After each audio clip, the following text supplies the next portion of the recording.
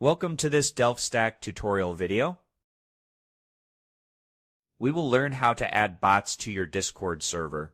Discord bots help automate tasks, manage moderation, play music, create tickets, and add fun features to your server.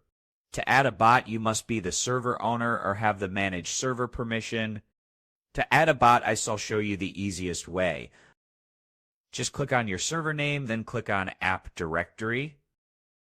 To search for any bot that you want to add, let's say I want to add Carl bot.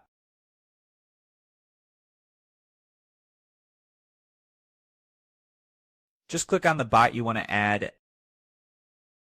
then click on Add App. Choose the server where you want to add the bot and click on Continue. Click on Authorize, then confirm the CAPTCHA.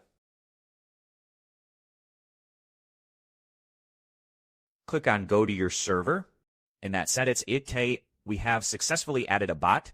You can also add a bot by going to the Chrome browser and searching for the bot you want to add. Log in with your Discord account.